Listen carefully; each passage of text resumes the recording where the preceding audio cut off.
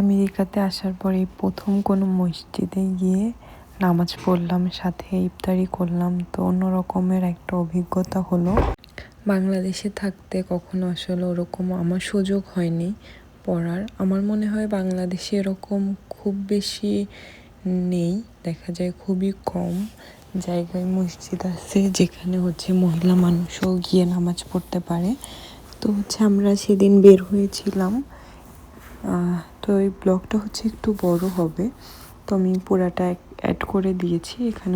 ফার্স্টে যখন আমরা বাসা থেকে বের হয়েছিলাম, তো আমার হাজব্যান্ড বলল যে গাড়িটা ক্লিন করা দরকার। তো আপনারা ভিডিওর মাঝখানে শুরুতেই দেখেছিলেন যে অনেক বেশি স্নো হচ্ছে। তো যখন অনেক বেশি স্নো হয় তখন এরকম গাড়িটা অনেক স্নোতে পুরো একদম সাদা হয়ে থাকে। তো সেটা কোনোভাবে ক্লিন করে চালানো হয়। তো মাঝে মাঝে এটা একটু ডিপ ক্লিন করতে হয়। তো সেটার জন্যই আমরা এখান থেকে ক্লিন করে নিয়ে যাচ্ছিলাম। আমি এই প্রথমবার এরকমভাবে গাড়ি ক্লিন করতে দেখলাম। কোনো মানুষের প্রয়োজন নেই, একদম মেশিনের মাধ্যমে সুন্দর করে গাড়িটা ক্লিন করে দিচ্ছে। তো এই যে আমরা রেস্টুরেন্টে চলে এসেছি। তো ওই দিন আমি আর আমার হাজব্যান্ড আমাদের প্রথম একসাথে ইফতারি ছিল। তো যেহেতু ওর কাজ থাকে, সবসময় আমরা একসাথে ইফতারি করতে পারি না। তো বললো চলো আমরা বাইরে খেতে যাব, ইফতারি করতে যাব আর কি। তো আমরা এখানে ইফতারি আধা ঘন্টা আগে চলে এসেছিলাম। তো এখানে খাবার অর্ডার দেওয়ার পরে আধা ঘন্টা আমরা ওয়েট করেছি। তো ইফতারের আগ মুহূর্তে আমাদেরকে খাবারটা দিয়েছে।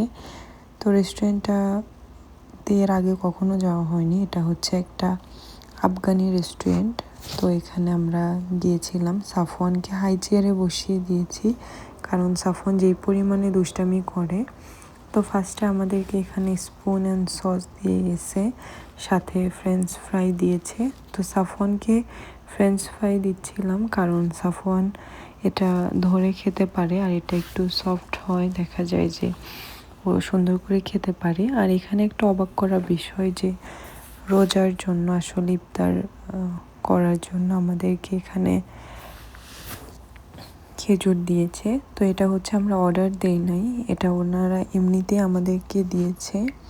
তো এটা আমি এই বিষয়টা আমার কাছে ভালো লেগেছে। এক বোতল পানি অ্যান্ড খেজুর, এটা আমাদেরকে এমনি দিয়েছে। তো যখন আজান দিয়েছে আমরা সুন্দর মতো খেজুরটা খেতে পেরেছি, যেহেতু আমরা বাসার বাহিরে। তো খেজুর আসলে সব জায়গায় তো পাওয়া যায় না। তো খেজুর দিয়ে ইফতার করা তো সুন্নত, বা এরকম আমি শুনেছি, সঠিক জানি না, তবে এরকম শুনেছি যে ইফতারি করার পরে প্রথমে খেজুর খেলে সেটা ভালো।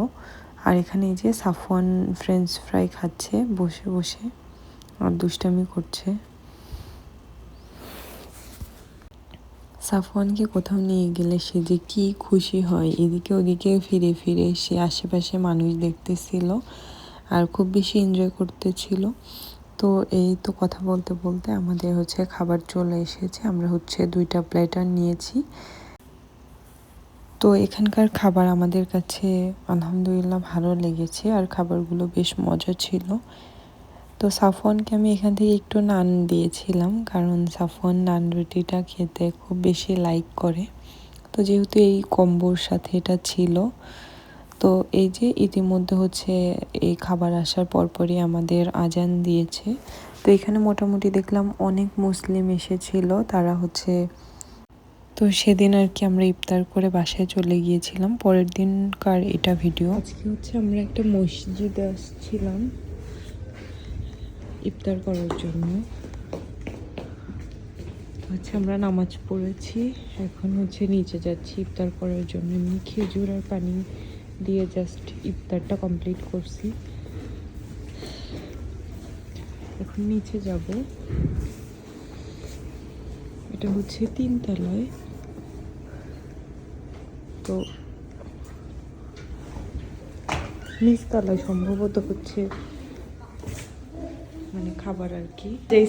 তো এখানে আমরা আসতে একটু সময় লাগতেছিল, কারণ মসজিদটা এত বড়, একদম ভুলে যাওয়ার মতো একটা ইয়া। তো আমি এখানে হচ্ছে আমরা এখানে সবাই মিলে আসলে যাচ্ছিলাম, তো এসে যে নিচতলা এখানে হচ্ছে খাবার দিচ্ছে। তো এখানে হচ্ছে মোটামুটি বেশ কিছু আইটেম ছিল, এখানে ওনারাই হচ্ছে সার্ভ করে দিচ্ছিল। আর এই যে এখানে সাফওয়ান, রাইজান, আলাইনা ওরা সবাই দুষ্টামি করতেছিল। তো আর আমি আর ভাবি হচ্ছে এই টেবিলে বসেছিলাম, আরও অনেক মানুষ ছিল। তো খাবারটা এত বেশি মজা ছিল, সত্যি বলতে খাবারটা আমার খুবই ভালো লেগেছে। আমি হচ্ছে ফার্স্টে অল্প একটু এনেছিলাম, তো পরবর্তীতে আরও একটু নিয়েছি, বাট আমাদেরকে অফার করেছিল যে আমরা চাইলে বাসায় নিয়ে আসতে পারি আরও অনেক।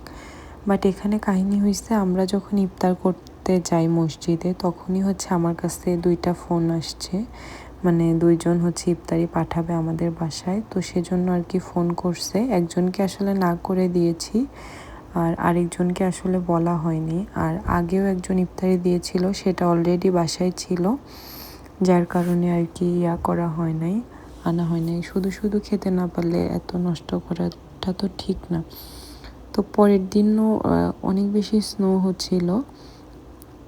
তো কি পরিমাণে স্নো হয়েছে এই যে আপনারা দেখলেই বুঝতে পারতেছেন, কারণ একদম সব কিছু পুরা অন্ধকার অন্ধকার হয়ে গেছে আর একদম সাদা হয়ে গেছে।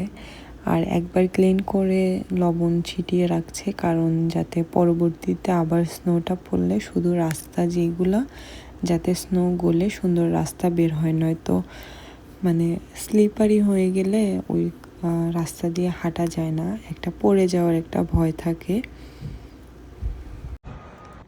এখানে হচ্ছে সাফওয়ান খাচ্ছে, সাফওয়ানকে আজকে একটু ব্লুবেরি আর স্ট্রবেরি দিয়েছি, খাও আব্বু খাও। দেখেন কি একটা অবস্থা, আমি উইন্ডোটা হালকা উঠে আপনাদেরকে দেখাই, মানে এত পরিমাণে বাতাস, মানে আমি উইন্ডোটা খোলার সাথে সাথে প্রচুর বাতাস আসতেছে উইন্ডো দিয়ে। আর চারদিকে মানে এত অবস্থা খারাপ, এই যে এখান দিয়ে কি পরিমাণে স্নো পড়ে একদম আটকে আছে, একদম জানালার সামনে সব জায়গায় এরকম স্নোতে ভরে গেছে। এখান দিয়ে একটু আগেই ক্লিন করে দিচ্ছে।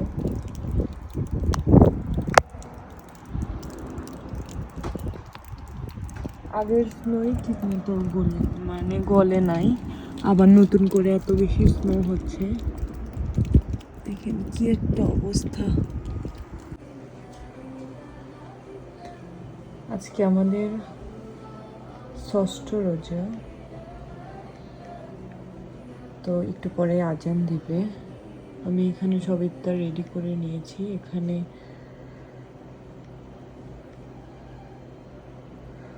এই যে